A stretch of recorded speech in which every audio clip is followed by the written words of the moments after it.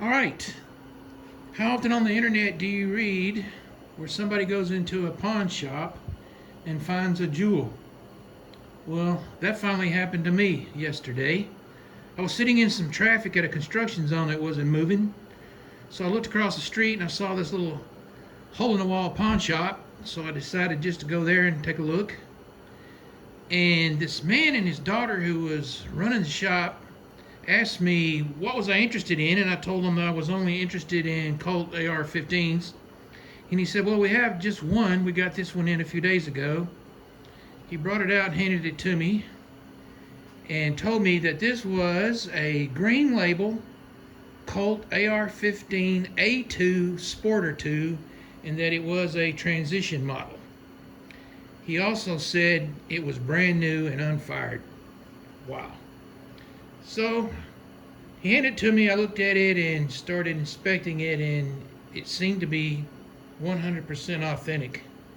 So what this is a Colt, what they call an R6401. Now the R6400 came with no forward assist. The R6401 came with a forward assist. It initially came with a teardrop, and then they transitioned to what they call the big D, where it's cut flat on one side.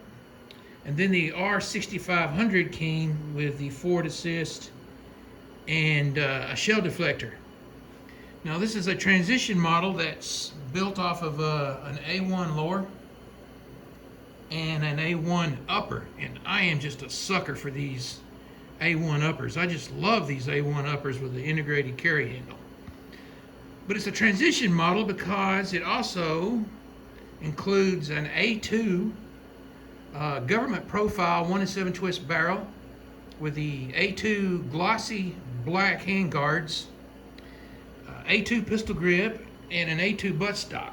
And the buttstock, for my friend 556 Cliff, the buttstock does have a metal trap door, and it does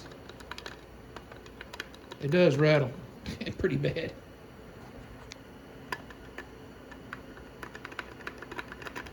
Yeah, I knew Cliff would like that.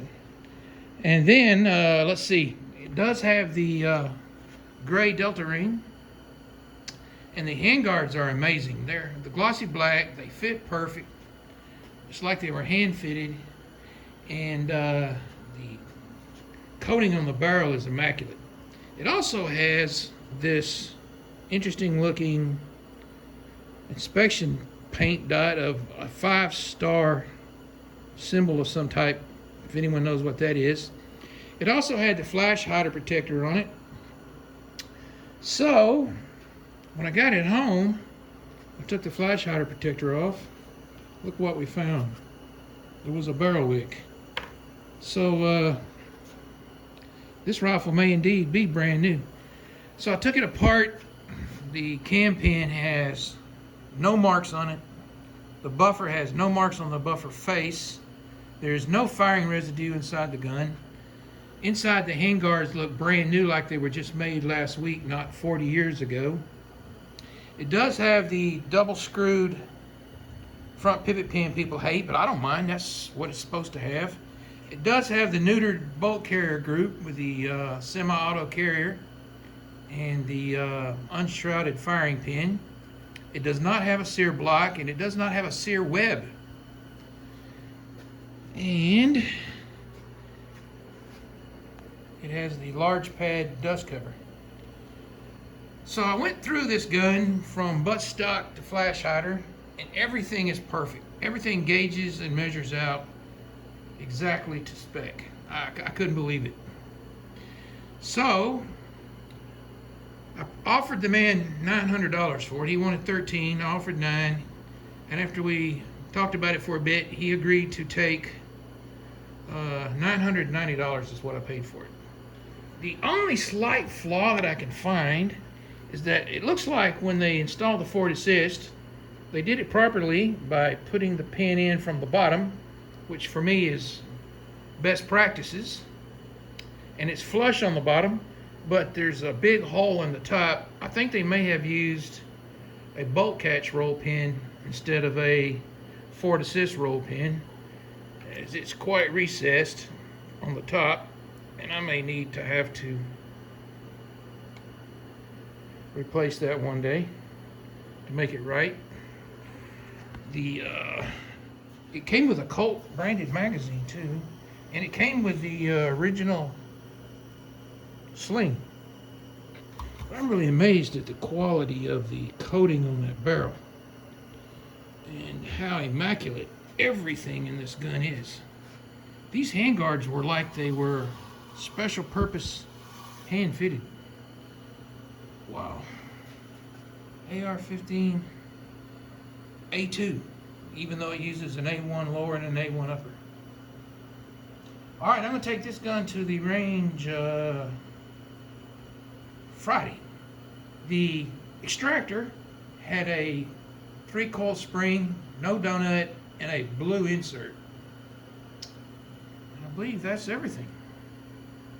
Well, it did have the proper pistol grip screw and lock washer as well. Well, let's look inside the back. Cliff probably would like to see that. That's what the inside looks like.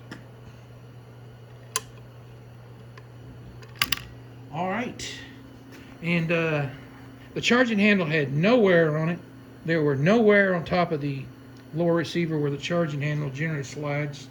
I do believe this gun is indeed brand new, and it's 40 years old. And it uses a pill washer, which is my favorite. I can understand why Colt got away from pill washers, but pill washers are my favorite. In fact, I'll be doing a video soon on pill washers. All right. Oh, and the barrel date was marked 885, so most likely this was a 1986 model, or something very close to that. And of course, you gotta love the beauty of the slab side lower. Right, I am stoked to have this. And I never thought I would like these handguards as much as I do the older style triangular ones, but yeah. This is pretty nice.